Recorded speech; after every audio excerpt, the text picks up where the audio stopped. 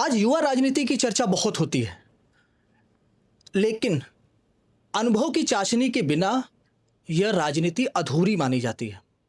और इसी अनुभव को साझा करने के लिए आज हमारे मेहमान जुड़ रहे हैं, जिनका लोकसभा, विधानसभा, राज्यसभा में और विधान परिषद में राज्यपाल, कई बार के प्रदेश अध्यक्ष, इतना अनुभव जो आज हम सब लोगों को जानने को, समझने को मिलेगा।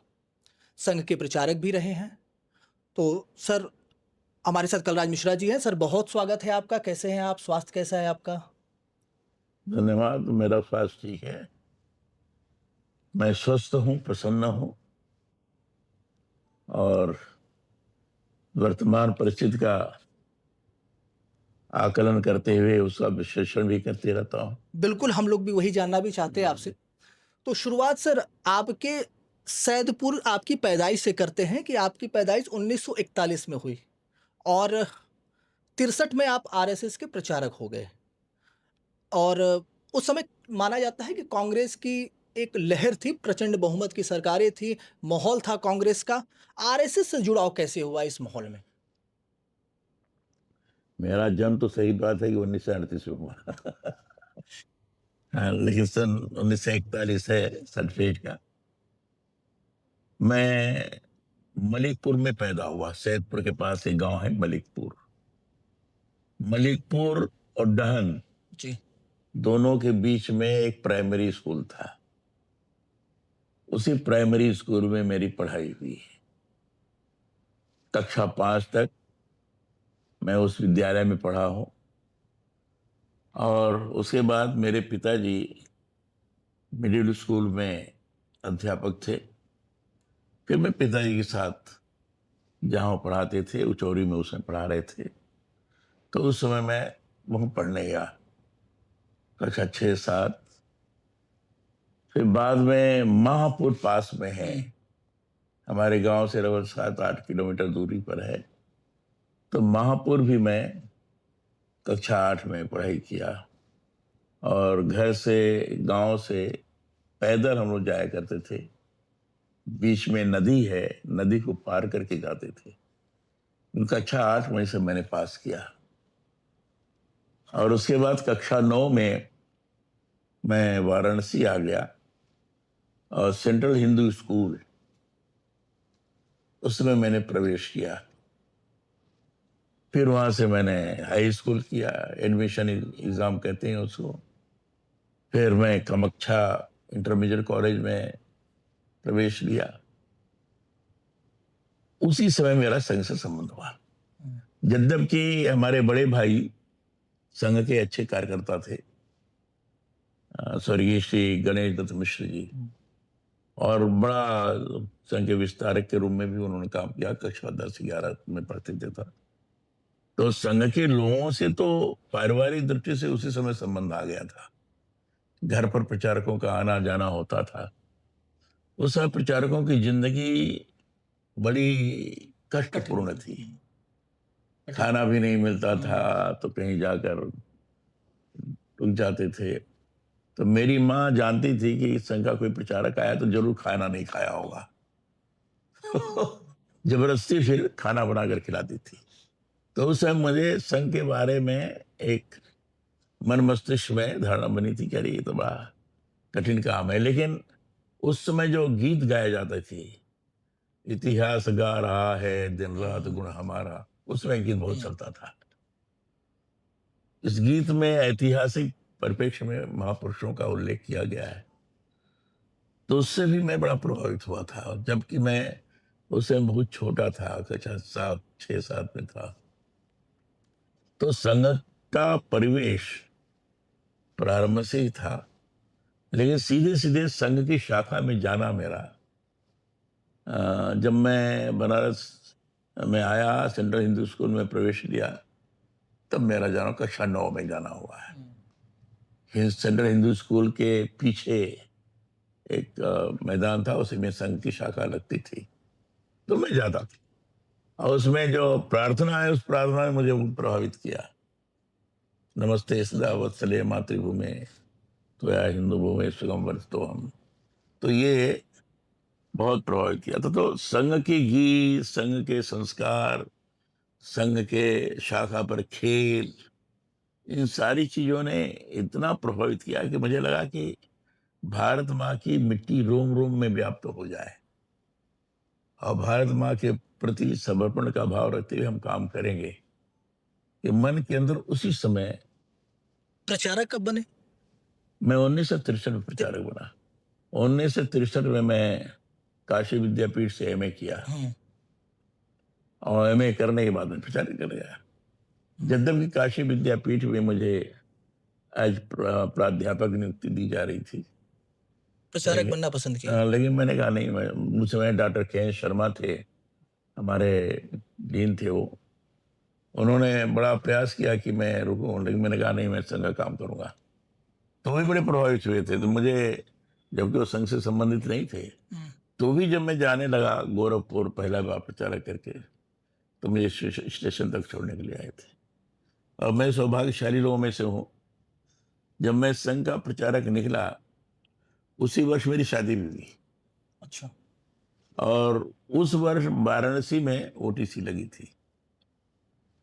ओटीसी के व्यवस्था विभाग में मैं था। मैं उसे पहले द्वितीय वर्ष शिक्षित हो चुका था। तो व्यवस्था में मुझे सामान्य तौर पर अतिथि विभाग दिया जाता था। तो ओटीसी में पहले ही परम पूजनीय गुरु जी का प्रवास था। सामान्य तौर पर परम पूजनीय गुरु जी का प्रवास समापन के अवसर पर हुआ करता था, लेकिन 1963 की जो ओटीसी थी, परम पूजनीय गुरु जी प्रारंभ में आए।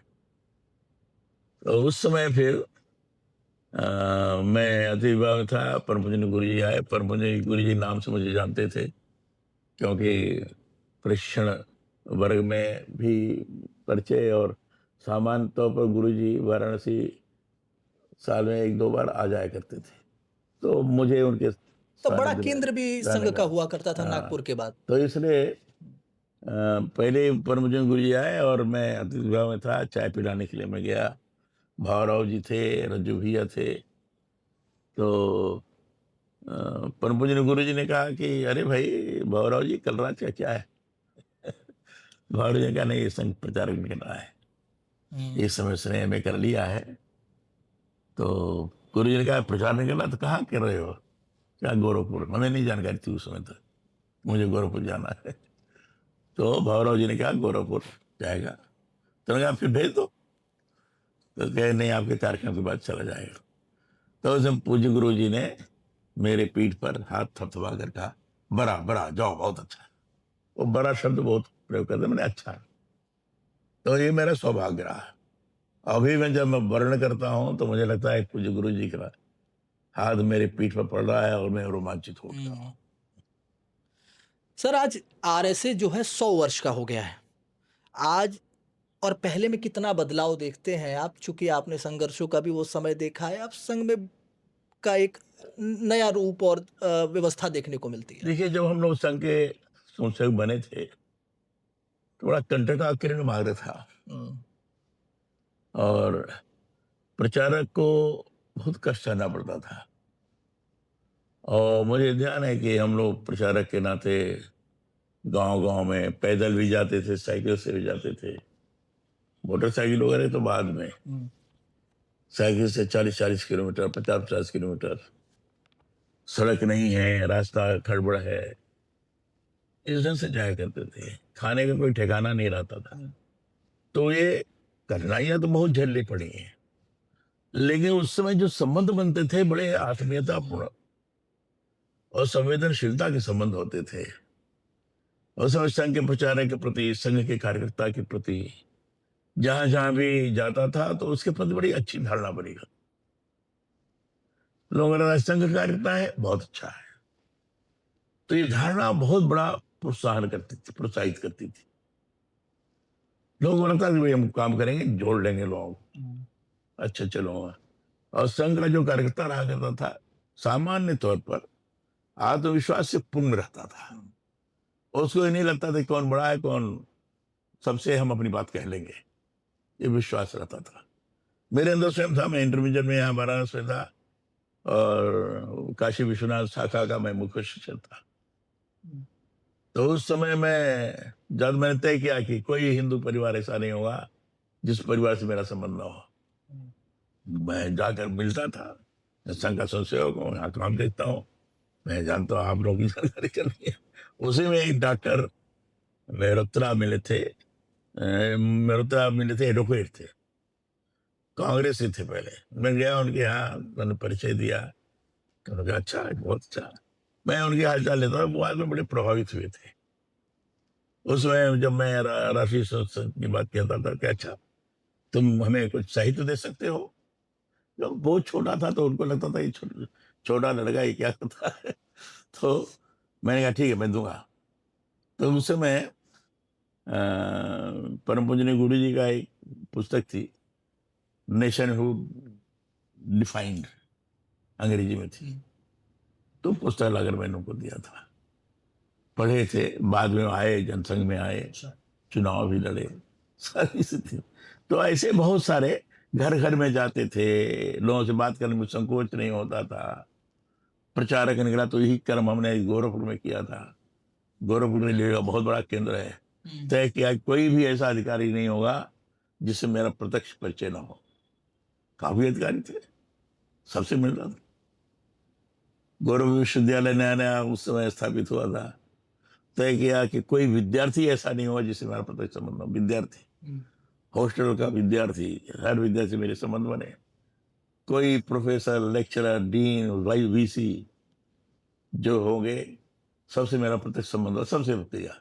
तो ये उत्साह बना रहता था, चलो मिलें, सबको साथ में लेकर चलें। तो किस पार्टी का है, किस दल का है, अपार्ट फ्रॉम, तो उस समय काम करने का अजब उत्साह था, कर सहने की एक प्रबल तमन्ना भी थी।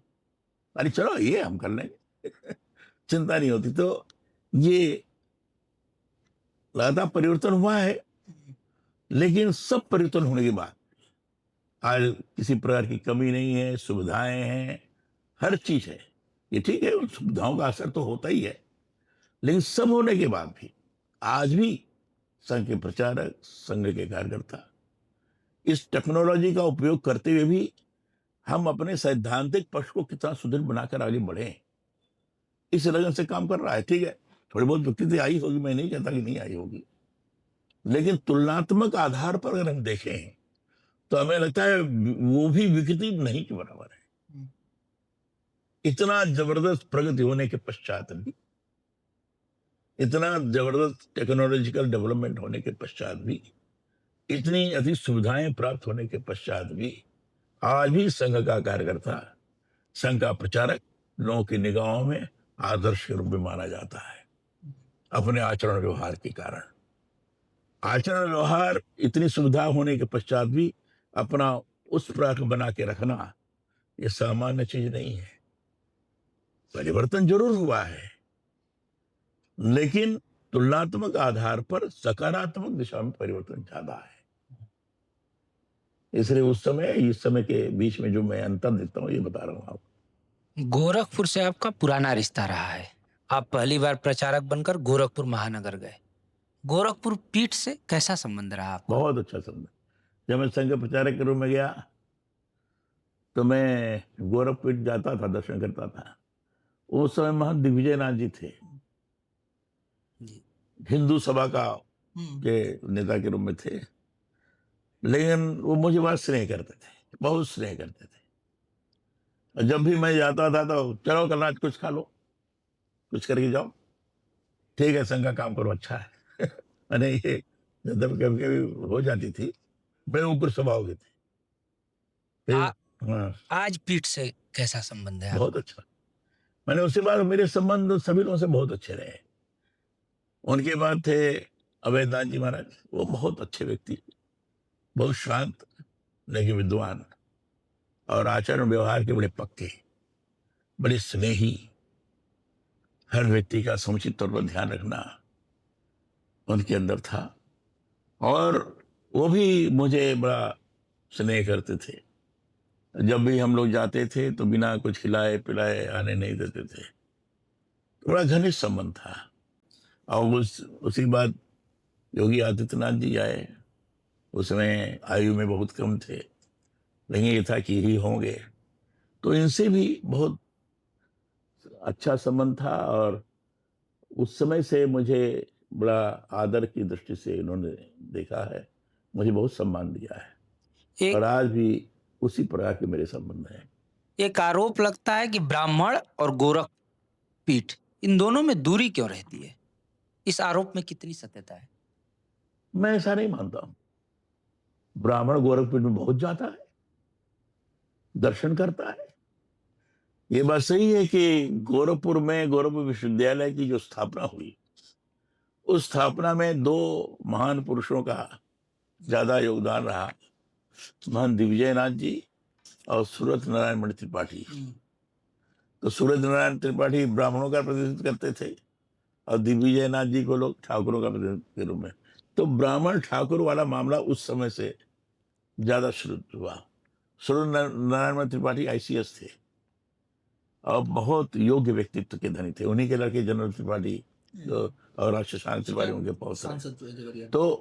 तो वो बड़े योग्य व्यक्ति थे, प्रशासनिक क्षमता गजब की थी उनकी। तो क्योंकि वो भी महान व्यक्तित्व के धनी थे और दिव्यनाथ जी महान व्यक्तित्व के धनी थे, तो दोनों में आपस में कुछ न कुछ रहा करता था। तो उस समय ब्राह्मण और ठाकुर वाली बात चली थी, और ब्राह्मण पोलराइज होता था सूर्य नारायण मणि त्रिपाठी के साथ, और ठाकुर पोलराइज होता था दिग्विजय नाथ जी के साथ। लेकिन गोरखनाथ पीठ पर सभी लोग जाते थे, ब्राह्मण ठाकुर वैश्य सभी लोग जाते थे। संबंध उसी प्रकार का था।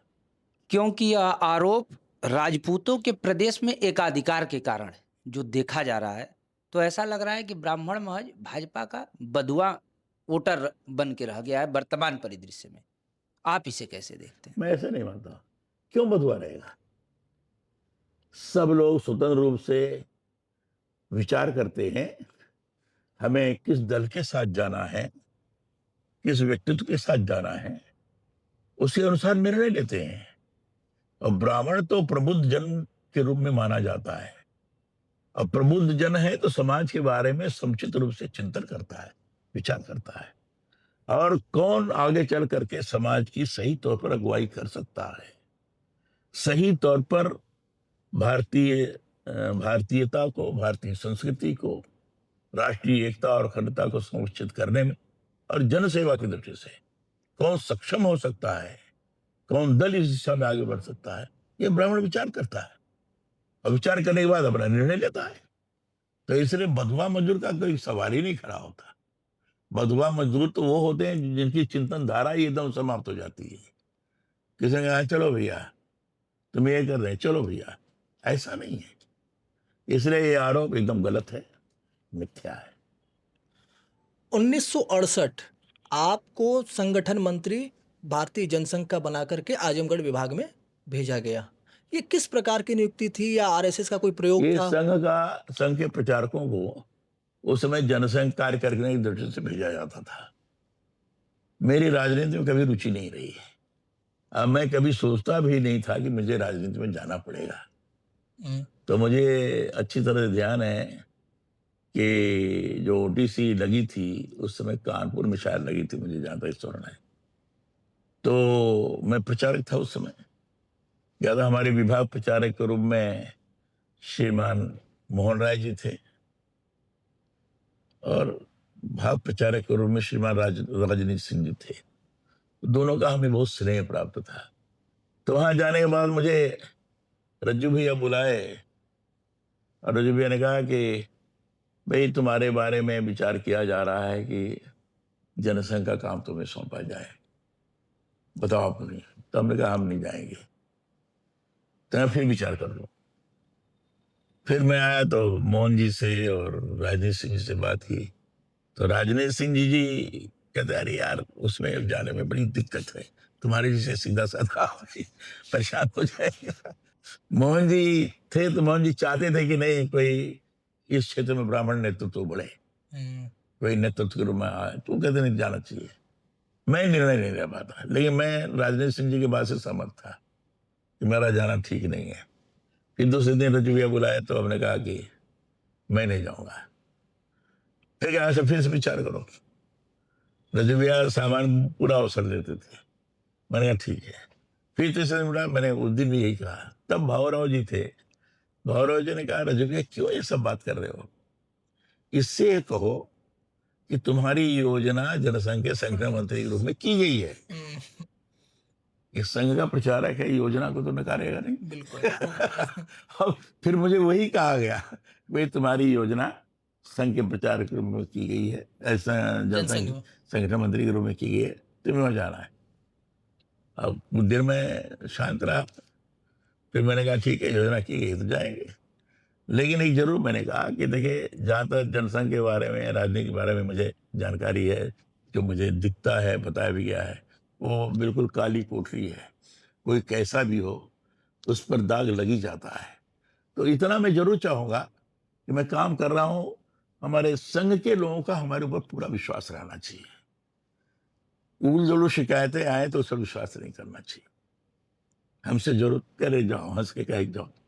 तो उस ढंग से मैं संगठन मंत्री के रूप में आजमगढ़, और आजमगढ़ बड़ा उस समय कम्युनिस्टों का गढ़ था, समाजवादियों का गढ़ था।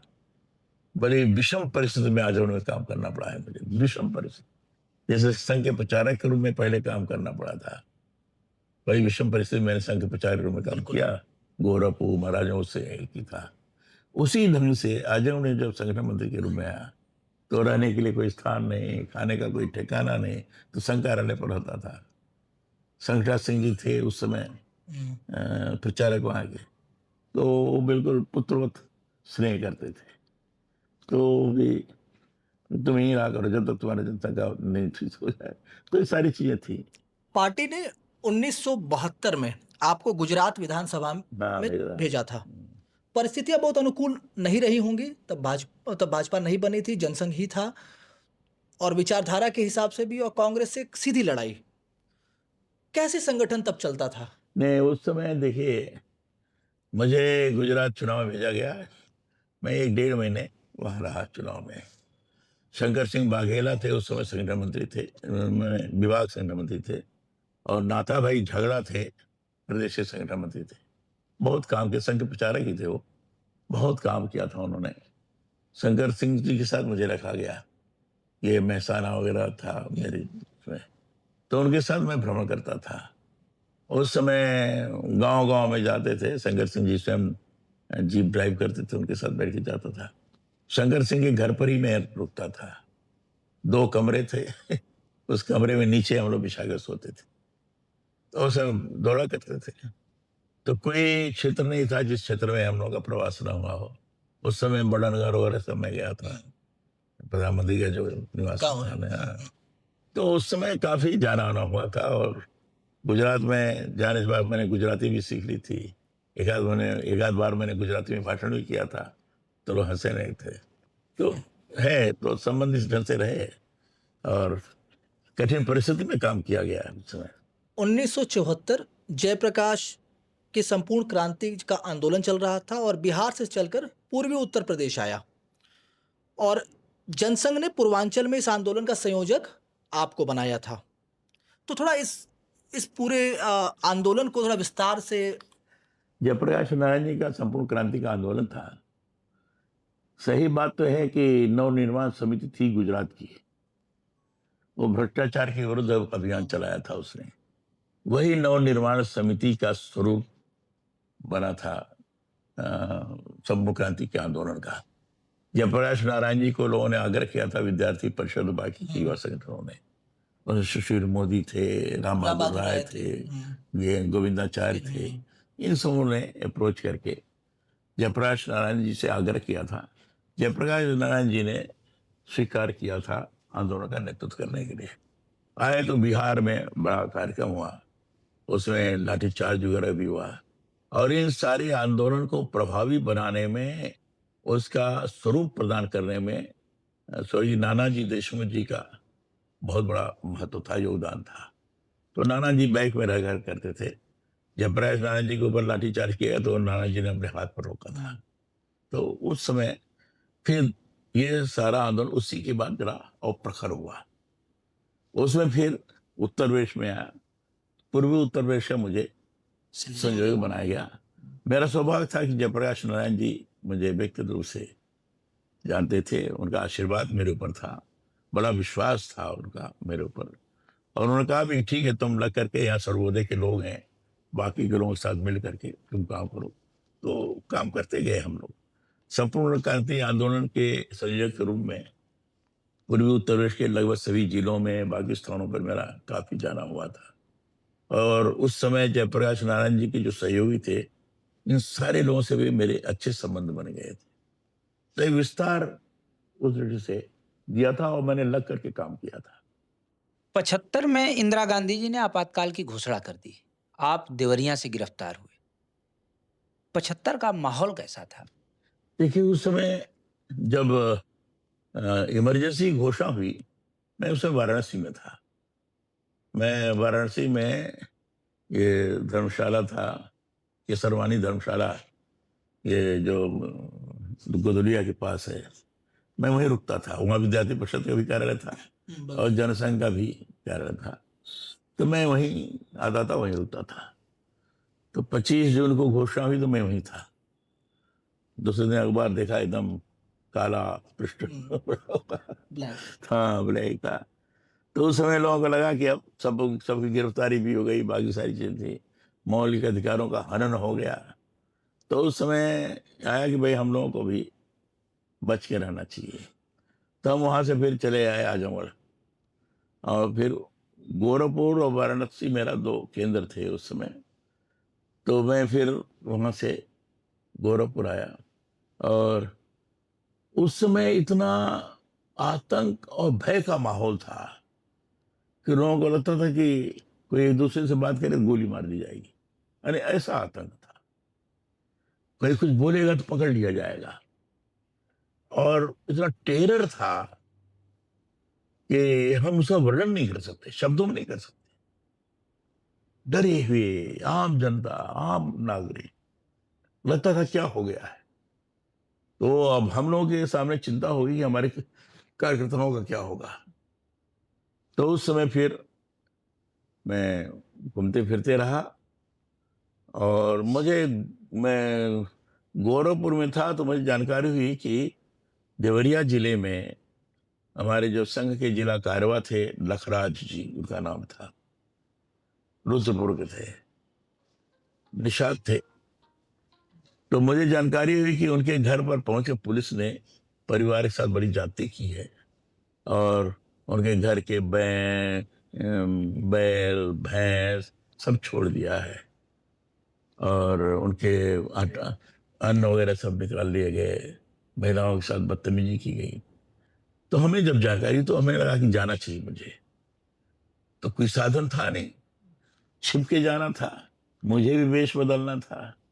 हम उसमें धोती कुर्ता कमीज जाता पहनते थे, तो उसमें पाजामा कुर्ता पहन लिया, चश्मा नहीं लगा तो चश्मा लगा लिया। तो लेकिन मैं उसी ढंग से चलता था। फिर अब जाए कैसे, बसेस वगैरह से सेफ नहीं था। तो गोरखपुर बस स्टैंड जो था, वहां मैं गया 7-8 बजे शाम को। तो ट्रक जा रही थी, ट्रक पर मैं बैठा, ट्रक से देवरिया गया। देवरिया से फिर मैंने वहाँ कुछ कार्यकर्ताओं को खबर की, तो ये था कि भलौनी के पास एक गांव है, वहाँ कुछ लोगों को जुटा रखा है मंदिर पर, वहीं आप आ जाइए।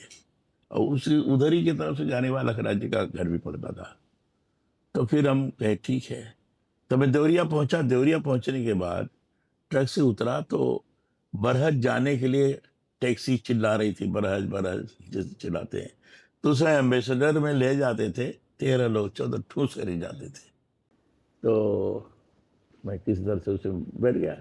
उसी समय मुझे एक कार्यकर्ता थे पार्टी के, पहले बाद में कांग्रेस में चले गए थे, हमारे बड़े संबंध, उन्होंने देख लिया कलराज जी जा रहे हैं। उन्होंने पुलिस को इन्फॉर्म कर दिया। मैं भलौनी उतरा रात के लगभग 9:30-10 बजे, 10 बजे के आसपास जब उतरा, तो वहाँ से पैदल जाना था 7-8 किलोमीटर। तो पैदल गए गांव में अंदर, गांव का नाम ध्यान में नहीं आ रहा है। तो वहाँ मंदिर पर लोग जुटे हुए थे, मंदिर पर गए, बैठक किया, फिर किन किन कार्यकर्ताओं को परेशान किया जा रहा है, कौन कौन कैसे मदद करेगा, इसको मैंने इस तरह का कार्यक्रम बनाकर और सबकी लिस्ट वगैरह एक ब्रीफकेस में रखता था। उसमें एक किताब रहती थी, बूंदी, वृंदावन वर्मा की उपन्यास था, तो मैं लिस्ट बना के उसमें रख लिया। फिर मंदिर से ही मैं वापस आने लगा, तो वापस 3 ग्रुप हमने बनाए थे। एक रामाधारी गुप्ता जी थे, बरहज में लेक्चरर थे, उनके नेतृत्व में, और इसी ढंग से एक राम नारायण जी थे, सत्यनारायण जी थे, वो भी अध्यापक थे, उनके नेतृत्व में दूसरा ग्रुप था। तीसरे ग्रुप में मैं था, मेरे साथ अनुरुद्ध जी थे, वो भी अध्यापक थे वही के। तो एक ग्रुप तो निकल गया, वहाँ गए लोग तो बहुत सारे पुलिस वाले इकट्ठे थे, उनको पता लग गया था ये आएंगे। दूसरा ग्रुप पास हुआ तो वो रामाधार जी ने किसी चलते से कहा कि वो जो लोग पीछे आ रहे हैं उनको मना कर दो कि ना आए। तो बेचारा आया, तब तक हम सड़क पर आ गए थे। सड़क जाए तो बलौनी इंटरमीडिएट कॉलेज है, उससे सामने मंडई थी, उसमें चाय वाय की दुकान चलती थी। तो हम मंडई में आ गए, दातुन करते हुए बैठे, या भाई चाय वाय दो। देख लिया कि सब पुलिस इकट्ठा है, अब मैं समझ गया कि मामला गड़बड़ है। तो अनुरुद्ध जी को तो मैंने कहा कि आप ब्रीफकेस मुझे दे दीजिए, अब आप जाइए यहाँ से हटिए। और उसी समय बरहज से बस आई देवरिया जाने के लिए, तो मैं देखा कि बस आ गई है, तो मैं चलो इसी बहाने चलते हैं। मैं फिर बस पर चढ़ने के अपने गया, तब तो उधर से 5-7 CID वाले देख लिया, मैं सब पहचानते थे। आगे सामने कह, अरे कलराज जी आप कैसे यहाँ? मैंने कहा कौन कलराज जी? अरे आप क्या होंगे? नहीं, तो हम किसी कलराज जी को नहीं जानते। अरे अब ऐसा क्या बोल रहे हैं? तो मैंने कहा मैं पैना गांव का रहने वाला हूँ। अरे बरहज के पास पैना गांव है। मैंने कहा पैना गांव का रहने वाला? अरे कलराज जी क्या बात कर रहे हैं? मैंने देखा कि अब हम पकड़ ही लिए गए। मैं कहा तुम्हें तो पकड़ना था मुझे। तो कहे क्या करे, फिर आए हथकड़ी लगाने, हमने डांट किया, मैं हथकड़ी नहीं, चलो चलते हैं। चले तो बगल में चौकी थी, वहीं ले गए। फिर हम गए, फिर चौकी में DYSP आए हुए थे, शंकर सिंह नाम मुझे अभी ध्यान है। तो वो अपना कुल्ला कर रहे थे। हमने कहा भाई कुर्सी निकाली बैठेंगे। तो आप कौन? मैं कहा आप सबको जुड़ा कर आए हो, और पूछ रहे आप कौन? मैं कलराज मिश्रा हूँ, मुझे आप पकड़ रहा है। कहाँ बैठे, फिर चाहे तो 2-3 कार्यकर्ताओं को पकड़ लाए। तो मुझे चिंता हो गई, कार्यकर्ता बड़े परेशान थे, पता है ना, आतंक का माहौल था, डरे हुए थे। तो मुझे लगता है कि डर इन लोगों के दिमाग से हटाना चाहिए। तब मैंने शंकर सिंह को जरा डांट के कहा कि आप चाय मंगाइए, यहाँ है सब लोग, चाय पियेंगे, बैठेंगे, और आपकी चारपाई वापी निकलवाइए जरा। तो अरे वो घबरा गए। हम कहा ये तरीका ठीक नहीं है। और भी कार्यकर्ता पकड़ के आ गए 5-7 लोग। तो हाँ आए तो फिर हमारा ब्रीफकेस मांगने लगे, उसी में सारी लिस्ट थी हमारी। तो हमारे समझ में आया कि हम क्या करें। एक दिमाग में आया, ब्रीफकेस मैंने खोला, और किताब को निकाल कर कि मैं मंगल लीजिए। क्या वो? मैं नहीं है, हमने नहीं। क्यों? मैंने कहा बड़ी पवित्र चीज़ है। महाराणा प्रताप ने हल्दी घाटी की लड़ाई लड़ी है मातृभूमि की रक्षा के लिए। मातृभूमि की रक्षा के लिए जिन्होंने अपना सर्वस्व बलिदान किया, वो पुस्तक है, आप लोगों के हाथ में नहीं जाना चाहिए। झूठा केस लगाकर हम लोगों को अब गिरफ्तार करेंगे, जेल में डालेंगे, आप लोगों के हाथ में जाना चाहिए। कहा उनके भावनाओं को। अब साहब वो भी भावुक हो गए। वो कर रहे क्या करें। तो फिर चर्चा चलने लगे। हमने कहा दे लीजिए, क्या नहीं नहीं ठीक है यार। तो उससे लिस्ट बच गई, नहीं तो लिस्ट में इतने लोगों का नाम थे, हाँ सब गिरफ्तार होते। फिर बाद में लिस्ट को निकाल कर बगल में गन्ना का खेत था, मैं पेशाब करने के बहाने जाकर उसे फाड़ फूड़ करके फेंक दिया। फिर शाम को मुझे देवरिया जेल में ले गए। आप 18 महीने बाद जेल से छूटे। 19 महीने बाद। 19 महीने बाद 77 के चुनाव की घोषणा हुई। पार्टी ने पूर्व उत्तर प्रदेश में जनता पार्टी के चुनाव का आपको संयोजक बनाया। कैसा रहा अनुभव? काम किया खूब, और मैं जनता पार्टी के कार्यकारिणी के सदस्य भी बना उस समय। अब्बास जी थे उस समय, अब्बास अली जी थे जनता पार्टी के अध्यक्ष। तो मेरे जिम्मे इधर की जिम्मेदारी थी, रामधन जी थे, चंद्रशेखर जी औरत थे, तो मैं चुनाव लड़ाया था उससे रामधन जी वगैरह को। अब मोटरसाइकिल से मैं चलता था, बुलेट मोटरसाइकिल से उससे भ्रमण करता, मैं कार और से नहीं चलता था। और काफ़ी भ्रमण किए और उन लोगों का विश्वास अर्जित किया। चंद्रशेखर जी और रामधन जी मेरे प्रति बहुत ही विश्वास करते थे और कहते कलराज जी जो कहेंगे वो ठीक है। चुनाव लड़ाया, चुनाव जीते लोग, अच्छी जीत हुई। 38 का सरकार उम्र था, 1978 की बात है। आपकी उम्र लगभग 38 साल थी और आप राज्यसभा चले गए। हाँ, सबसे कम मैंने उम्र में नहीं राज्यसभा। 41 के हिसाब से 35 साल की। तो हाँ उसे, सबसे कम उम्र में हाँ राज्यसभा मुझे भी आश्चर्य हुआ।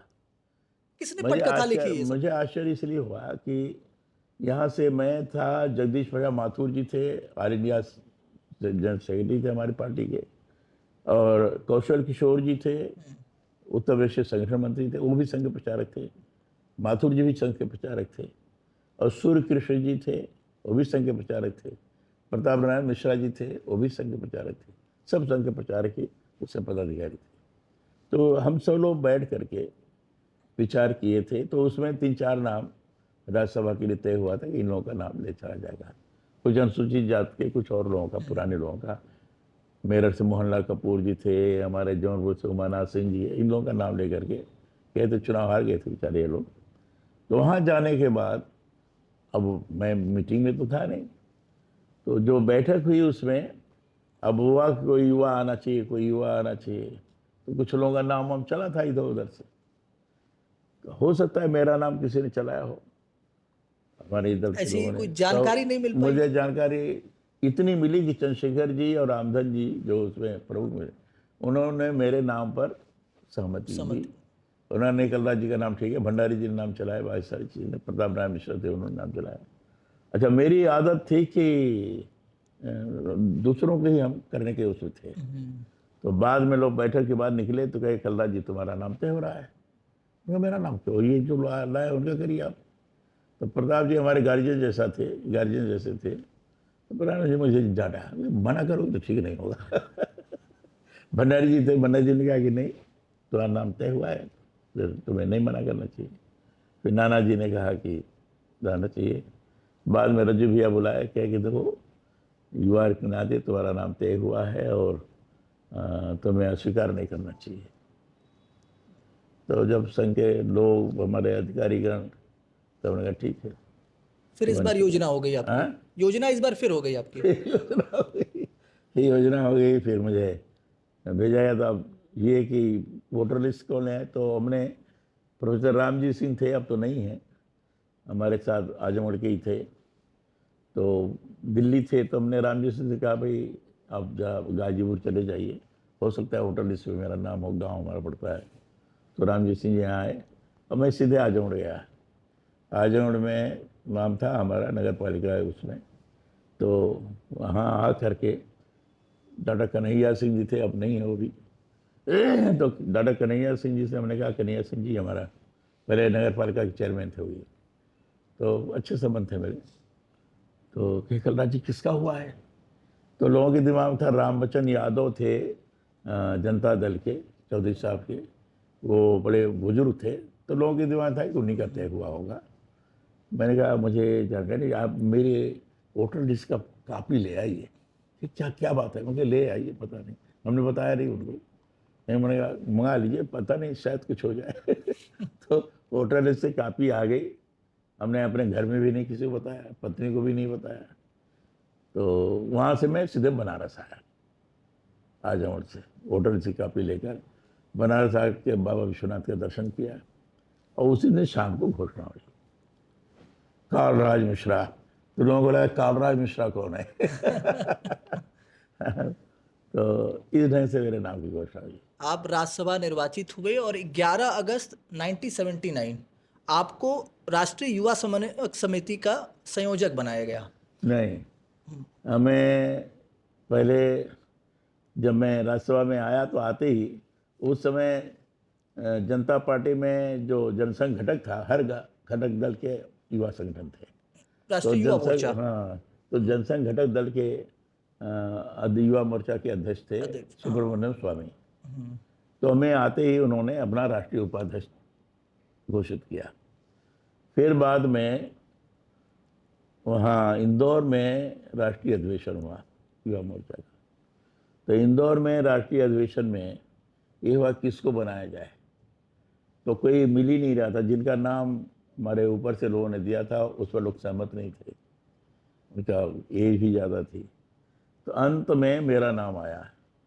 मैंने उससे भी कहा नहीं मेरा नहीं, इनका करिए इनका करिए, लेकिन लोग तैयार नहीं हुए। तो मेरा नाम आया, मेरे नाम पर सबकी सहमति बन गई। सुब्रमण्य स्वामी की भी, बाकी लोग सहमति बनी। तो दूसरे दिन नॉमिनेशन किया गया। तो मैं यूनानिमस तौर पर युवा मोर्चा का राष्ट्रीय अध्यक्ष उसे चुना गया, मेरी घोषणा हुई। वहाँ से जब मैं आया तो मुरारजी भाई प्रधानमंत्री, तो उन्होंने मेरी पीठ थपथपा कर कहा कि अब मुझे पूरा विश्वास है कि सारे युवा संगठनों को तुम एक कर लोगे। ये विश्वास सत कहा उन्होंने। तो उसे मेरे दिमाग में नहीं था कि मुझे युवा संगठनों के सब होने के। बाद में चंद्रशेखर जी बुलाए हमें, और चंद्रशेखर जी बुलाकर कहा कि जितने भी युवा संगठन हैं सभी युवा संगठनों के समन्वय के लिए तुम्हें यूथ कोऑर्डिनेशन कमेटी का चेयरमैन बनाया जाता है। ये उन्होंने बनाया। जब मैं चेयरमैन बनाया गया तो कुछ लोगों को आपत्ति हुई, लेकिन उसे मधुनिमेय ने मेरी काफ़ी वो की। मधुनिमेय जी ने कहा नहीं कलराज जी रहेंगे, भंडारी जी होगा। फिर बाद में मधुनिमेय ने कहा, सुरेंद्र मोहन जी थे, मधुनिमेय थे, समाजवादी पार्टी का आप जानती हैं। तो उन्होंने मुझसे कहा कि एक सभी यूथ संगठन के लोगों को बुलाओ। तो हमने सबको बुलवाया। जब मेरी आदत थी कि हम कहीं भी जाते थे तो सभी यूथ संगठन के लोगों को बुलाते थे, प्रवास पर जाते तो मेरे व्यक्तिगत संबंध थे सब लोग से। तो सभी लोगों को बुलाया, काफ़ी संख्या में लोग आए। जंतर मंतर जनता पार्टी कार्यालय था, वहाँ कार्यक्रम हुआ। तो उस कार्यक्रम में सभी थे, सुरेंद्र मोहन जी थे, पीलू मोदी थे, मधुलिमय थे, भंडारी जी थे, नाना जी थे, सभी लोग थे। तो हमें कहा कि संयोजन करने के लिए। तो हमने सबका परिचय खुद करा दिया, सबका परिचय हुआ, बात हुई। तो मधुलिमय ने उसी बीच में कहा कि अब आप लोगों को पता लग गया होगा कलराज जी को क्यों यूथ कोऑर्डिनेशन कमेटी के चेयरमैन बनाया गया।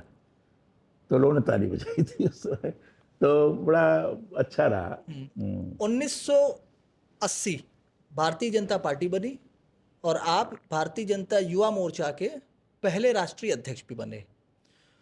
युवाओं को लेकर पार्टी में बड़ा विश्वास रहा है, तो इसको कैसे देखिए, जो भारतीय जनता पार्टी बनी, हमने तय किया था युवा मोर्चा का राष्ट्रीय सम्मेलन करने का फिरोजशाह कोटा मैदान में, और मैंने मार्च में तय किया था, 29 या 30 मार्च को।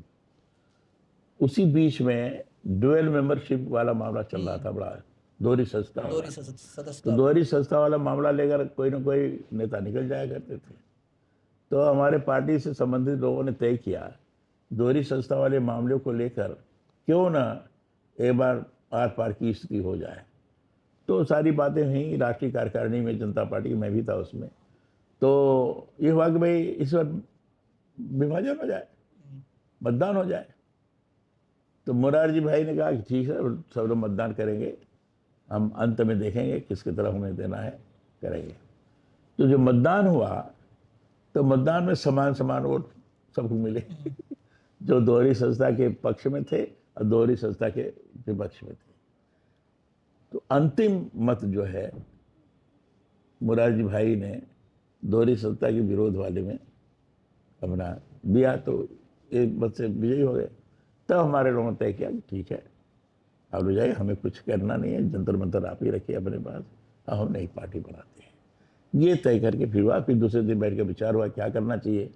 तब उसमें कुशाभाऊ ठाकरे जी थे, भंडारी जी थे, इनसे उन्होंने कहा कि युवा मोर्चा का कलराज ने रखा है 29 मार्च को, तो क्यों ना उसी में सभी जनसंघ से संबंधित जितने लोग हैं और जो जनता पार्टी में हम लोग के साथ जुड़े हैं, ऐसे सब लोगों को एक पूरे बड़े सम्मेलन के रूप में फिरोजशाह कोटा में सबको बुलाया जाए, उसकी डेट आगे बढ़ा दी जाए।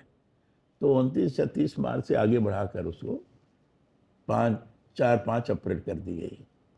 इस बीच में जनता क्या कौन सी पार्टी बनाया जाए, क्या किया जाए, इस पर विचार हुआ।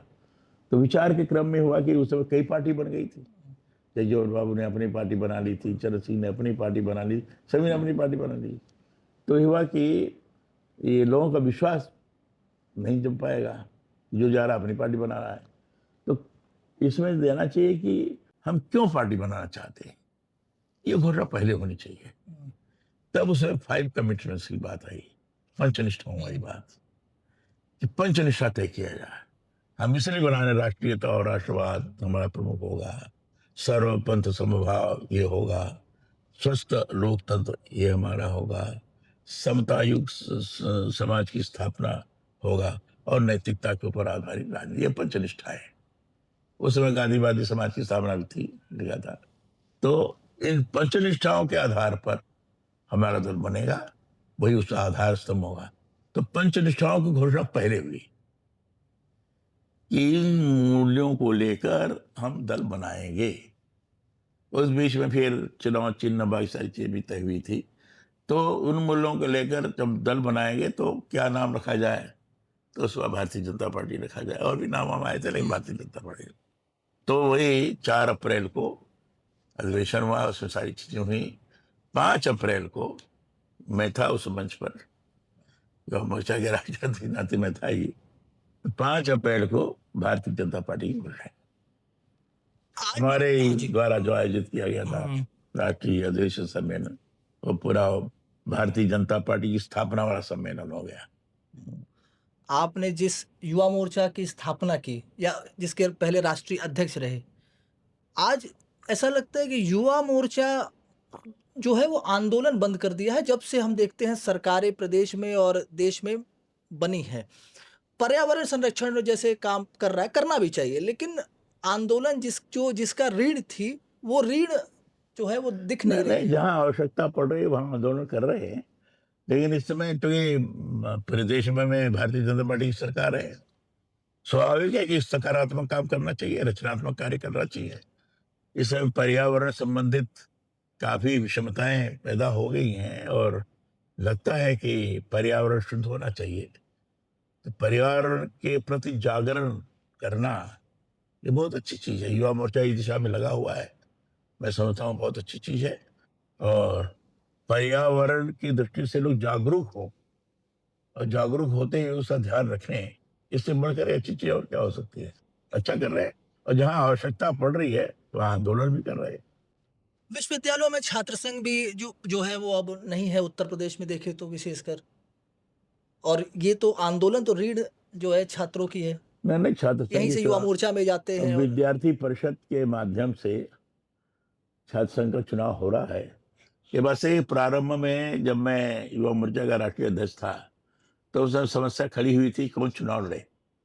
विद्यार्थी परिषद ने कुछ समय के लिए चुनाव लड़ना बंद कर दिया था, तो कौन चुनाव लड़े। तो उस समय हम लोगों ने विद्यार्थी मोर्चा बनाया था। उसमें गोविंदाचार्य जी थे, अरुण जेटली जी थे, विजय गोयल भी थे, उस समय आगे थे। तो उस समय अरुण जेटली वगैरह से गोविंदाचार्य मिल करके हम लोगों ने विद्यार्थी मोर्चा बनाया था। तो विद्यार्थी मोर्चा के नाम पर छात्र संघ का चुनाव लड़ते थे।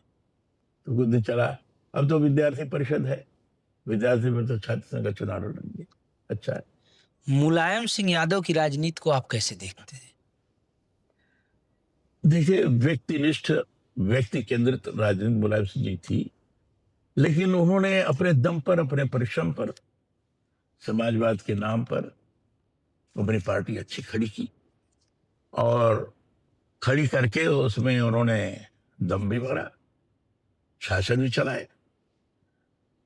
और मैं समझता हूं कि अपने शासनकाल में जिस प्रकार के उन सबलों की मानसिक रचना थी, जिस ढंग से काम करने की प्रक्रिया थी, उसके आधार पर उन्होंने शासन में चलाया। मुलायम सिंह जी का गुण यह था कि जिससे संबंध उनके थे बहुत प्रबल थे, प्रखर थे। वो दल और पार्टी से अलग सारा मामला रहता था।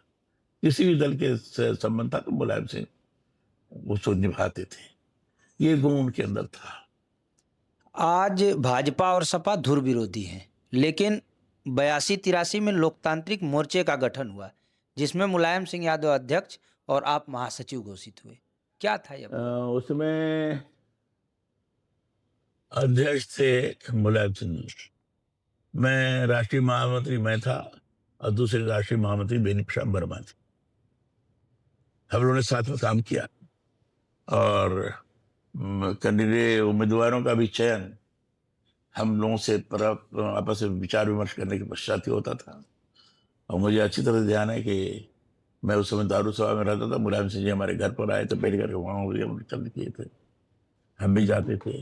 तो परस्पर के आपस संबंध बहुत अच्छे थे और उन्होंने चयन भी उम्मीदवारों का इसे ही किया था राष्ट्रीय लोकतांत्रिक मोर्चा के माध्यम से। तो चली है ये सारी चीजें।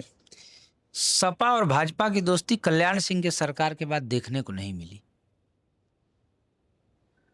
अ, उसके बाद तो मामला ही नहीं रहा। नहीं, कल्याण सिंह की सरकार बनी और कल्याण सिंह जी की सरकार बनने के बाद 6 दिसंबर आ गया, ढांचा टूटा, तो कल्याण सिंह सरकार बर्खास्त हो गई। फिर उसके बाद दोबारा जब हुआ तो सबसे बड़े दल हम बीजेपी जरूर हुई, लेकिन सरकार नहीं बना पाई।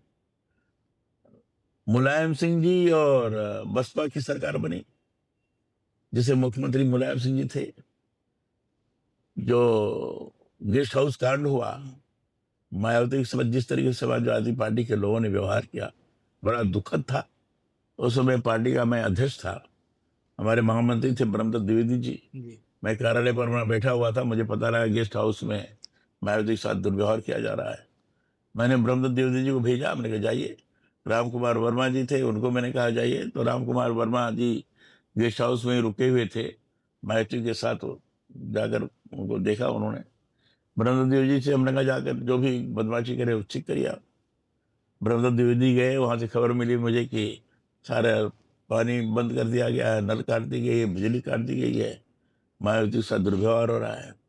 उससे मोतीलाल वोरा गवर्नर थे, मैंने उनको फोन किया, वो बड़े लाचार थे कि हम कुछ नहीं कर सकते। मैं सीधे गया उनके यहाँ, उन्होंने कहा जब तक लाइट और बिजली का पानी वगैरह नहीं आ जाए ठीक नहीं है। तो उन्होंने कहा कल्ला जी मैं क्या कर सकता हूँ, मैं चीफ सेक्रेटरी को कह रहा हूँ, बाकी लोग कह रहे हैं, फिर सुन नहीं रहा है। फिर मैं धरना दे दिया वही, मैं अंदर ही राजभवन में जो गांधी जी की प्रतिमा है अंदर, प्रतिमा सामने धरना दे बैठ गया। धीरे धीरे हमारे कार्यकर्ता वहां राजभवन के नाम पर गए, 50-60 लोग आ गए धरना दे बैठे। हमने जब तक पानी बिजली नहीं जोड़ दी जाएगी तब तक हम धरना पर बैठे रहेंगे। ये एक बार तो पता लगा कि शायद मुलायम सिंह जी ने निर्देश दिया गिरफ्तार कर लीजिए, लेकिन बाद में रोक दिया उन्होंने। हमने कहा जब तक पानी बिजली नहीं आ जाएगी, गवर्नर साहब बार बार कहते नहीं अब जाइए, मैं कहा नहीं, इतना पता करनी हो गया कि नहीं, मानवता का प्रश्न है। तब बाद में गवर्नर साहब ने भी हस्तक्षेप किया, बाकी प्रेशर बढ़ा, तो इस पर फिर पानी भी जोड़ दिया गया, बिजली भी आ गई। जब कनेक्शन आ गई मैं संतुष्ट हुआ, तब मैंने धरना की सभा 9:30-10 बजे हमने धरना की सभा में किया, 6 बजे से बैठ करके। तो इस ढंग से और फिर उसके बाद मायावती को, फिर दूसरे दिन मायावती आई, हमारे कार्यालय पर भी आई। फिर माननीय अटल जी से बात हुई, बात करने के बाद फिर तय हुआ कि मायावती को सपोर्ट कर दिया जाए। तो बाहर रह करके हमने उनके सरकार को सपोर्ट किया था। उससे मायावती फिर मुख्यमंत्री बनी है, हमने सपोर्ट किया। 1986 में आपको एक और जिम्मेदारी मिली, आप एमएलसी हुए। केंद्र की राजनीति से आपका रुख यूपी की राजनीति की ओर था। किसी का आदेश था या दिल्ली हाँ, रास नहीं आ रही? मुझे बता दिया था कि अब मुझे प्रदेश की ही राजनीति करनी है, क्योंकि जब भारतीय जनता पार्टी बनी तो भारतीय जनता पार्टी बनने समय माधव त्रिपाठी जी को प्रदेश का अध्यक्ष बनाया गया। माधव बाबू ने कहा कि कलराज जी हमारे महामंत्री करना चाहिए, मैं उस समय राष्ट्रीय अध्यक्ष था। तो अटल जी ने कहा कि भाई माधव कह रहे हैं कि तुम्हें महामंत्री रहना है, तो हमने कहा साहब 2 पद तो एक साथ नहीं हो सकता। हाँ ये बात तो सही है। तो राष्ट्रीय कार्यकारिणी में अटल जी ने कहा कि मैं बड़े दुखित मन से कलराज जी को युवा मोर्चा के अध्यक्ष पद से मुक्त कर रहा हूँ और मुझे महामंत्री बनाया। तो मैं महामंत्री तब से काम 80 से चला, तो लगातार प्रदेश की राजनीति ही रहा। और 86 में उस समय, उससे पहले ही माधव बाबू की मृत्यु हो गई, तो कल्याण सिंह जी को अध्यक्ष बनाया गया। तो कल्याण सिंह मैं काम करने लगा 86 में, चूंकि मैं 84 तक तो राज्यसभा में था। तो 86 में हमारी पार्टी की संख्या तो बहुत कम थी, 11-12 थी। तो इतने कम संख्या में कैसे एमएलसी बन जाएंगे, लेकिन बन गए। निर्विरोध चुनाव हो गया। जितने लोगों को भरना था उतने लोगों ने नॉमिनेशन किया, हम हो गए। मेरा सौभाग्य था कि मुझे कई दल के लोगों ने कहा, यहाँ तक कम्युनिस्ट पार्टी के लोगों ने भी कहा कि आपको अगर वोट देने के बाद ही हम देंगे। करते कि नहीं करते वो अलग बात है, लेकिन मेरे संबंधों के आधार पर उन्होंने, वो नौबत नहीं आई तो उस समय विधान परिषद सदस्य बन गया। जिस बसपा की सरकार को आपने बाहर से समर्थन दिया था, वो सरकार अपना कार्यकाल पूरा क्यों नहीं कर पाई? कुछ मुद्दों पर मतभेद हो गए थे, इसे समर्थन वापस ले लिया गया। अगस्त 2003 में राजा भैया पर कोटा के मुद्दे पर मतभेद के बाद गठबंधन में दरार आ गई और भाजपा से उन्होंने समर्थन वापस ले लिया। एक व्यक्ति के लिए सरकार गिर गई। नहीं, उनके लिए नहीं, ये सोचना आपको गलत है। राजा भैया के प्रश्नों को लेकर ऐसा नहीं हुआ। अटल जी से कैसे संबंध थे आपके? अरे अटल जी पुत्रों हम लोगों को प्यार करते थे। कभी डांट पड़ी? हाँ, फटकार की पड़ी है। सख्त कौन था, आडवाणी जी या अटल जी? हैं? सख्त? देखिए, दोनों का व्यक्तित्व अद्भुत है और दोनों की विशेषताएं अद्भुत है, तो दोनों की तुलना करना ठीक नहीं है। अलग अलग विशेषताएं हैं, अलग अलग गुण हैं जो लोगों को प्रेरित करते हैं। दोनों ने संगठन को हर दृष्टि से सक्षम बनाने में महत्वपूर्ण भूमिका का निर्वहन किया है और कार्यकर्ताओं को इस ढंग से माना है जैसे उनके परिवार का कोई अंग है, उससे अनुरूप उनकी निर्मिति की है। इसलिए दोनों व्यक्तित्व की तुलना करना उपयुक्त नहीं होगा। कल्याण सिंह से आपका विश्वास इतना गहरा था कि ये कहा जाने लगा कि कलराज होगा तब कल्याण होगा। वो कल्याण सिंह बोलते थे, कल्याण सिंह सारी सभा में बोलते थे, जब कलराज होगा तभी कल्याण होगा। ये बात सही है। परस्पर का हम लोगों का विश्वास बहुत अधिक था। यद्यपि स्वभाव भेद था, नहीं तो भी इतना जबरदस्त विश्वास था कि अगर कल्याण सिंह जी कोई बात कहते थे तो पूरा होता था, मैं कहता तो वो पूरा होता था। जब कोई बात जाकर कल्याण सिंह कहता था हमारे बारे में तो कल्याण सिंह जी सीधे कोई शिकायत से डांट देते थे। कोई बात करनी तो कहते थे जाकर कलराज जी से पूछ लो, और वही बात मैं भी करता था। तो आपस का विश्वास था, एक दूसरे के हित का ध्यान रखते थे, एक दूसरे के प्रति सम्मान का भाव रखते थे, पर उस सम्मान के भाव में कोई कमी ना आने पाए हमेशा चिंतित रहते थे। अगर मान लो कहीं गड़बड़ी हो गई तो बाद में लगता था गड़बड़ हो गई तो आकर आपस में ये भी कहते भैया ये गलती हो गई, ये सो नहीं। इस प्रकार का हम लोगों का संबंध था। वैसा अद्भुत संबंध तो मैं नहीं समझता हूँ किसी में रहा होगा। और इसी अद्भुत संबंध के लिए आपने मुरली मनोहर जोशी, जो तत्कालीन अध्यक्ष हुआ करते थे भारतीय जनता पार्टी के, आपने मुख्यमंत्री कल्याण सिंह को बनाने के लिए वाजपेयी जी का विरोध कर दिया। विरोध नहीं किया था मैंने। जब वाजपेयी जी का नाम आया, जब यहाँ बहुमत आ गया तो कौन मुख्यमंत्री बने, तो सभी लोगों ने कहा कि अटल जी को बनाना चाहिए। मैं अकेले था जिसमें हमने ये कहा कि अटल जी हमारे प्रधानमंत्री के विषय हैं, इसे अटल जी को उत्तर प्रदेश के विवाद में नहीं डालना चाहिए। और हमारे विधानमंडल दल के नेता, प्रदेश अध्यक्ष कल्याण सिंह जी दोनों रहे हैं और उस विधानमंडल दल के नेता थे, तो कल्याण सिंह जी को मुख्यमंत्री बनाना चाहिए। इसे अटल जी को प्रधानमंत्री के रूप में ही देखना चाहिए। लेकिन लोगों ने कहा नहीं किया जाएगा। तो ये बात सही है कि उसके बाद मैं अटल जी से मिला था और अटल जी से मिलकर मैंने कहा कि ये विचार चल रहा है आपको मुख्यमंत्री बनाने का। तो अटल जी ने कहा कि हंस के कहा कि तुम नहीं चाहते हो? मैंने कहा हाँ मैं नहीं चाहता हूँ। तो मैंने कहा मैं आपको प्रधानमंत्री चाहता हूँ। और अटल इस समय यहाँ के मुख्यमंत्री बनाने का तात्पर्य होगा कि आपके सारे जो पूरे देश में भ्रमण करने का वह रुक जाएगा, और पूरे देश का अगर भ्रमण करेंगे तो उत्तर प्रदेश सफर करेगा, तो आप विवादग्रस्त हो जाएंगे। हम ये नहीं चाहते, क्योंकि आप अखिल भारतीय नेता हैं, हर प्रदेश के लोग चाहेंगे आपको। तो अटल जी शांत रहे। जब लोगों ने जाकर बाद में अटल जी से मिलकर कहा बनने के लिए, तो अटल जी ने मना कर दिया। मैंने बाबरी विरोध नहीं किया, मैंने तो उनको प्रधानमंत्री के रूप में कहा था। बाबरी विध्वंस की कोई सुगबुगाहट थी, क्योंकि आप मुख्यमंत्री के बेहद करीब थे। देखिए, ये लोगों को पता तो नहीं था कि विध्वंस होगा। कार सेवा के लिए बुलाया गया था। कार सेवकों में ही अलग से लोगों ने शायद विचार किया होगा। ये हो सकता है विश्व हिंदू परिषद या बजरंग दल में ऐसे प्रमुख लोग रहे होंगे कि उन्होंने आपस में तय किया होगा कि ये अच्छा अवसर है, इसका लाभ उठाना चाहिए। नहीं, सामान्य तौर पर ऐसा कुछ नहीं था। विध्वंस और मैं भी था उसमें, मंच पर था। मैं देख रहा था कैसे क्या हो रहा है। आप परिसर में मौजूद थे। मैं मंच पर था।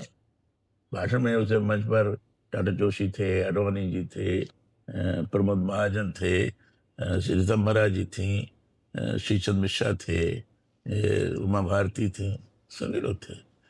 मंच पर भाषण करने वालों में थे हम सब लोग। और उस समय ठहर रहा था, देख रहे थे ऐसे। कई बार आपने कहा कि कल्याण सिंह की सरकार नकल विहीन और अपराध विहीन रही है। आज योगी आदित्यनाथ की सरकार है, इसके लिए भी आप यही दावा करते हैं? मैं सोच रहा हूँ कि मैं तो ये कह ही सकता हूँ कि योगी जी के नेतृत्व में जो सरकार चल रही है, निश्चित रूप से कानून व्यवस्था में अभूतपूर्व सुधार हुआ है। आज लोगों को लगता है कि निर्दोषतापूर्वक जा रहे हैं, वहां जा सकते हैं। अपराधियों को लगता है कि अगर हम कोई बदमाशी करें तो जोगी जी हमें छोड़ेंगे नहीं। ये इकबाल है। जोगी जी के इकबाल के कारण अपराधियों की हिम्मत नहीं पड़ती है कि किसी प्रकार का अपराध करें। तो इस इकबाल के कारण उत्तर प्रदेश की कानून व्यवस्था ठीक है। बाबरी विध्वंस की जिम्मेदारी कल्याण सिंह ने लेकर इस्तीफा दे दिया। मुलायम सिंह यादव ने कार सेवकों पर गोली चलवा दी। आपके दोनों से संबंध बहुत अच्छे थे, ये कैसे संभव था? मुलायम सिंह ने कहा कि परिंदा पर नहीं मारेगा, तो परिंदा पर नहीं मारेगा उनके लिए चुनौती बन गई। और इसलिए जब परिंदा क्या हजारों की संख्या में लोग पहुंच गए, तो हजारों की संख्या में पहुंच गए तो उनके लिए एक उनका ईगो हर्ट हुआ, तो गोली चलवा दी उन्होंने। ये ठीक नहीं किया, ये ठीक नहीं किया। गोली चला कई लोग मर गए।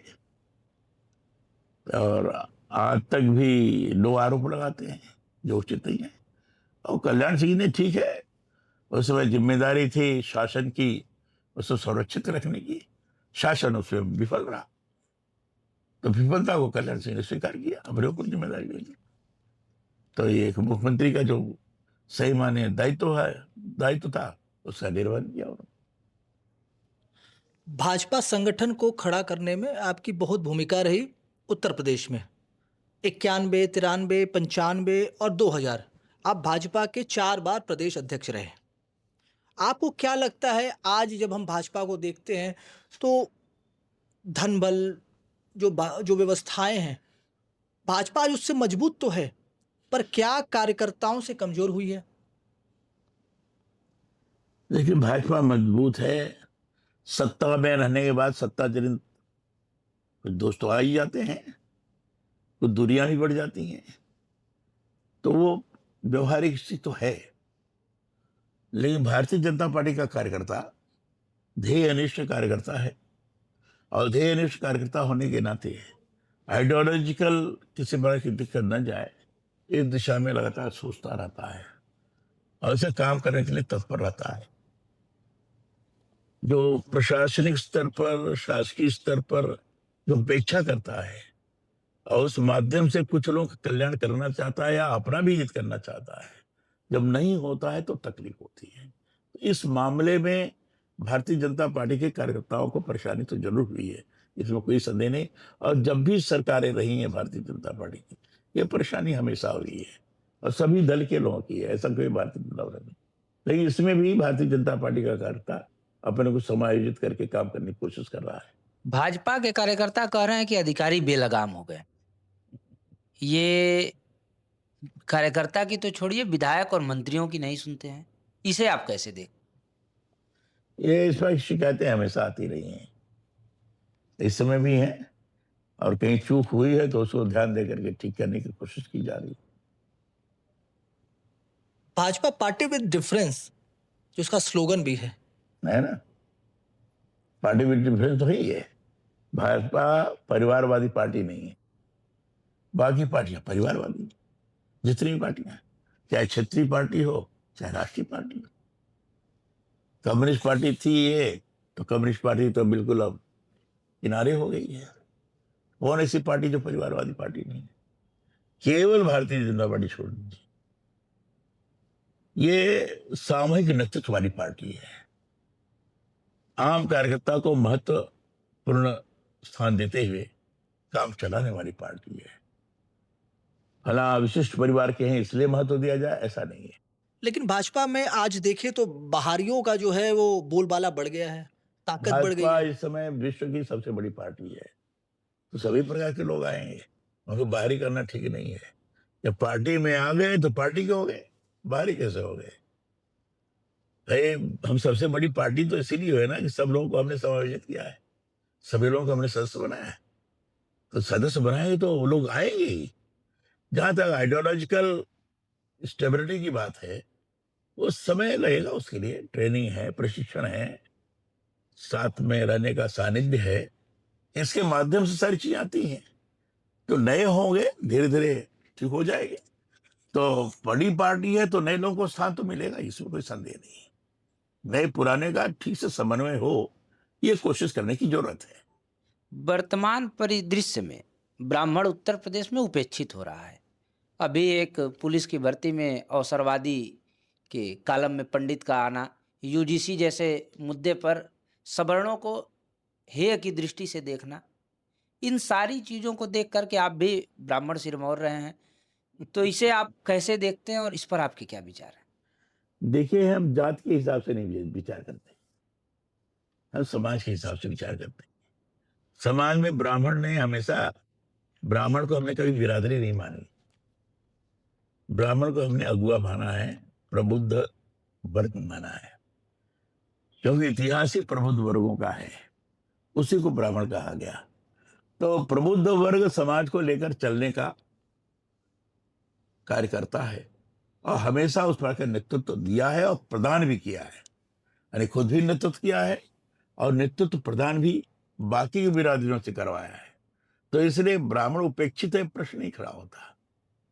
प्रबुद्ध वर्ग है, चल रहे हैं, सभी लोगों का संतुलन बना रहे, सभी का समायोजन ढंग से हो सके, ये करने का प्रयास है।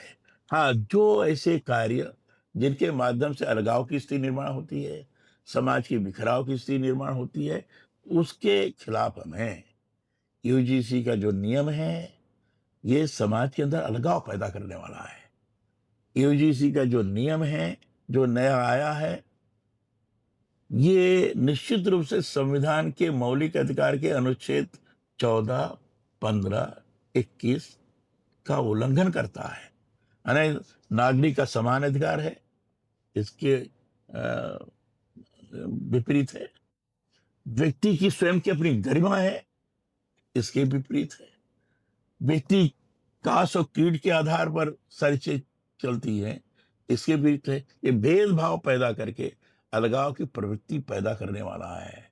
विश्वविद्यालय महाविद्यालय के अंदर छात्र स्वयं एक बिरादरी है, छात्र की अलग कोई बिरादरी नहीं होती है। एक क्लास में कई प्रकार के लोग पढ़ते हैं, सभी प्रकार के लोग मित्र दोस्त हो सकते हैं।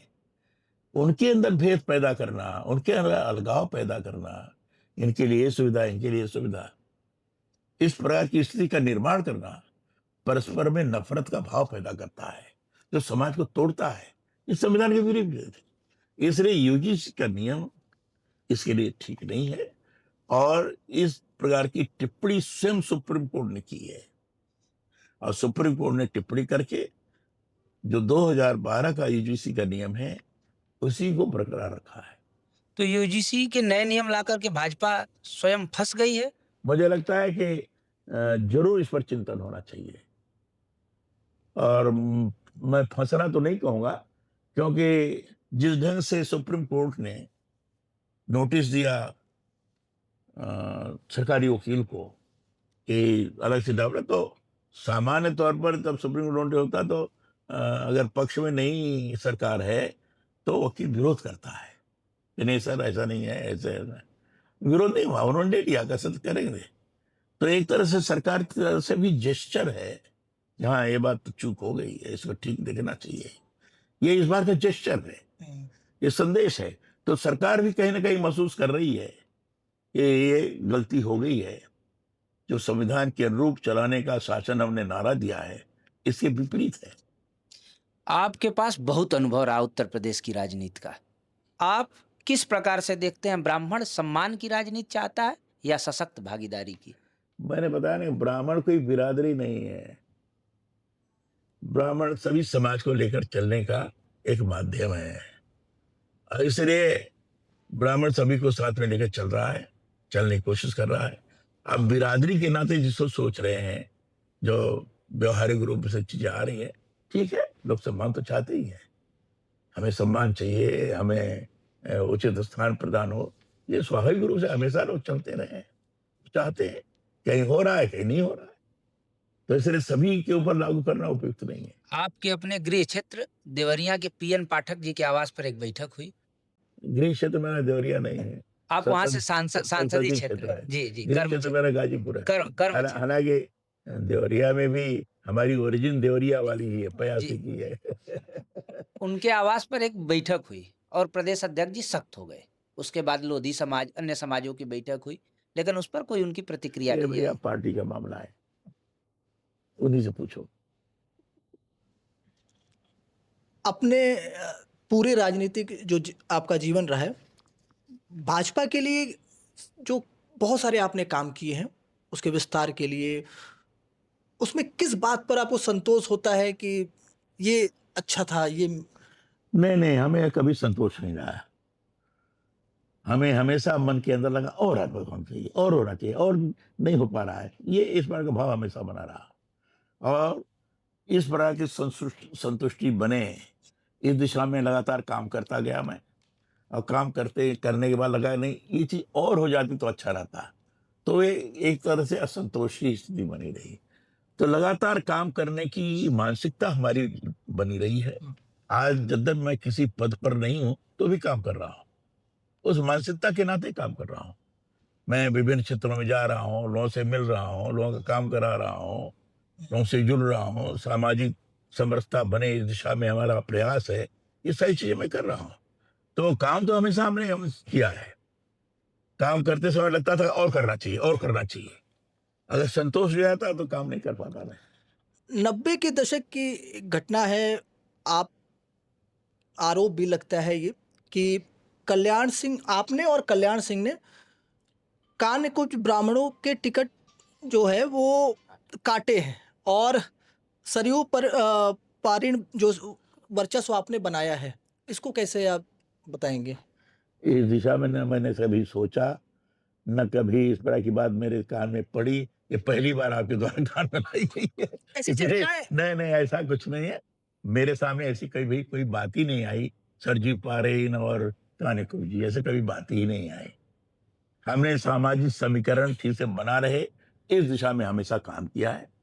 उसमें समाज के अंदर जो विभिन्न वर्ग हैं, विभिन्न बिरादरियां हैं, इनका संतुलन ठीक से बना रहे, चाहे टिकट देने में हो, चाहे पार्टी के काम को आगे बढ़ाने में हो, इस दिशा में हमने हमेशा काम किया है। और मैं और कल्याण सिंह जी जब वो अध्यक्ष थे, मैं महामंत्री था, तो हम लोग इसी दिशा में रात को 2-2 ढाई बजे तक बैठकर विचार करते थे, एक एक जिले के बारे में विचार करते थे, वहाँ कैसे संतुलन बैठा था, और उसी में काफी पिछड़े अगले सब लोग आए हैं, आज जो बड़े बड़े नाम देख रहे हैं ना, उस समय के द्वारा निकाले गए नाम है, जो हम लोगों ने निकाला था वही सब नाम है जिसमें जो देख रहे हैं आप। लोगों को विश्वास नहीं होगा, लेकिन है, हमें पता है कैसे आए। नाम लेने की आवश्यकता नहीं है। तो यूपी में राजनाथ सिंह बनाम कलराज मिश्र की बनाम नहीं, मैं शब्द से विरोध करता हूँ, ये विरोध तुरंत एकदम का लंबा इतिहास रहा है। एकदम गलत है, 100%। हमारी और राजनाथ से कोई स्पर्धा नहीं है, हम्म, वो हमारे छोटे भाई के रूप में है, और छोटे भाई के रूप में हमेशा हमने उनको आगे बढ़ाया है। कहा जाता है वर्चस्व की लड़ाई। इसलिए नहीं, कोई वर्चस्व नहीं, ये 100% गलत है। मैं एकदम मिथ्या मानता हूँ। बनाम कोई प्रश्न नहीं खड़ा होता। भाई बनाम तो उस समय आता ना जब स्पर्धा रहे, कंपटीशन रहे कि हाँ भाई हम ज़्यादा इनसे आगे। हमारे दिमाग में ऐसी कोई बात ही नहीं। हमने तो जब अवसर मिला उनको आगे बढ़ाया। छोटा भाई मुख्यमंत्री आप मानते हैं। मुख्यमंत्री बनाने में हमारा योगदान रहा है उनको। हम्म, मैं हो सकता था, बिल्कुल। लेकिन मैंने कहा नहीं, राधा जी बनाइए। अगर कंपटीशन की बात रहती तो कहता मैं, कोई सवाल ही नहीं। अध्यक्ष हमने उनको बनाया, अध्यक्ष हमने बनाया। अडवाणी जी थे, अटल जी थे, भंडारी जी थे। उन्होंने कहा, हमने राजनीति बनाइए। उस समय कुछ शिकायतें आ गई थी। अडवाणी जी मुझसे पूछा ये सब गलत है। हमने कहा 100% गलत है। राणा जी से हमने वेरीफाई किया कि एकला जी सवाल ही नहीं खड़ा होता। अगर स्पर्धा रहता तो ही करता मैं, हम्म, तो इसे सवाल ही नहीं खड़ा होता। तो ये बनाम शब्द ठीक नहीं है। तो बनाम तो वैसे तो उसके साथ जोड़ा जाता है कि अरे कॉम्पिटिटर हो। हम हम आपके हम छोटे भाई। कभी भी किसी के कंपटीटर नहीं रहे हैं। हम्म, अगर कंपटीटर रहा होता तो मैं कल्याण सिंह जी को मुख्यमंत्री अध्यक्ष बनाने के लिए प्रयत्न नहीं करता। बिल्कुल। कंपटीटर रहा होता तो कभी राजनाथ सिंह जी को अध्यक्ष नहीं बनाता, मुख्यमंत्री। मुख्यमंत्री। और भी कई चीजें नहीं है। राष्ट्रीय महामंत्री बनवाया हमने युवा मोर्चा का प्रमोद महाजन जी से कह करके। सारी चीजें एक एक चीज वर्णन करने की आवश्यकता ठीक, नहीं है। अंतिम 2 प्रश्न हैं आपसे।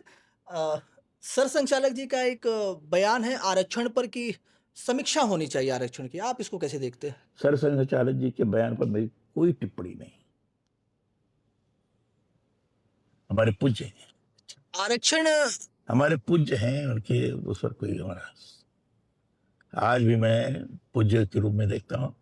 सर संघचालक जी के नाम के पूर्व हम लोग पूज्य लगाते हैं। हुँ, पूज्य सर संघचालक, जिसको पूज्य हमने मान लिया, उसके बारे में कोई टिप्पणी नहीं। 84 की लगभग आपकी उम्र हो गई है और 87 हो गई। 87 87 की उम्र हो गई। वही। राजभवन से रिटायर होने के बाद यूजीसी, पंडित, इन सब विवादों पर आपका उग्र रुख देखने को मिल रहा नहीं है। नहीं, पंडित पर नहीं, यूजीसी पर ये विवाद नहीं है, सही बात है। हमें लगता है अगर कहीं चूक हुई है तो उसका ध्यान आकर्षित करना मेरा दायित्व बनता है। मैंने अपने दायित्व का निर्वहन किया, मैंने विरोध नहीं किया है। मैं नहीं विवाद पैदा कर रहा हूं। मैं तो सही दिशा में ले जाने का विवाद नहीं, रुख प्रयास की कर बात हम कर रहा रहे थे। रुख, आपका रुख उग्र है, मैंने ये कहा विवाद। इसमें बोल रहा हूँ, उग्र नहीं लग रहा है आपको? तो आप आगामी वार्ता करते समय मेरी उग्रता उग्रता कहना ठीक नहीं है, लेकिन उत्साहजनक स्थिति दिखाई पड़ती है। आगामी आप अप्रैल में एक कार्यक्रम है, उसमें राष्ट्रीय गौरव का, उसमें आप मुख्य अतिथि हैं गाजीपुर में। हाँ हाँ, आप गाजीपुर के वास्तव में गौरव भी हैं। लंबा राजनीतिक पता नहीं। अनुभव आपका रहा है। गाजीपुर की राजनीति में सीधा हस्तक्षेप या युवाओं को तरजीह दी जाए, ऐसी आपकी नहीं इच्छा नहीं, कभी नहीं हुई? मैं कभी इंटरफियर नहीं किया। गाजीपुर में लोग हैं, अच्छे लोग हैं, योग्य लोग हैं। आप मनोज जी स्वयं उसको देखा है उन्होंने।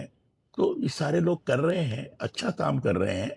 मैं गाजीपुर में पैदा हुआ हूँ, जो करते बना है मैंने किया है। गाजीपुर के पटेल आयोग के सिफारिश के अनुसार गाजीपुर के आधारभूत ढांचे को, विशेष रूप से सड़कें और पुल बनवाने में हमारी बड़ी महत्वपूर्ण भूमिका रही है। काफी गांवों को मैंने सड़कों से जोड़ा, सर्वाधिक सड़कें हमने बनवाई, सर्वाधिक पुल गाजीपुर में हमने बनवाए।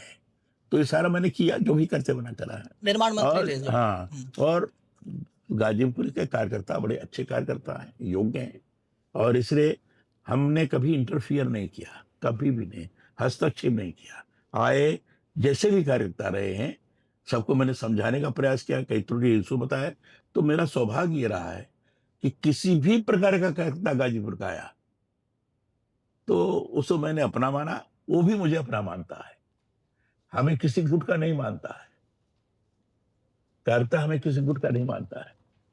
पैदा नहीं कर राज्य हमारे, हम ही उसको अपना मानते हैं। आरक्षण ज़रूरी है या मजबूरी? आरक्षण की व्यवस्था आवश्यक थी।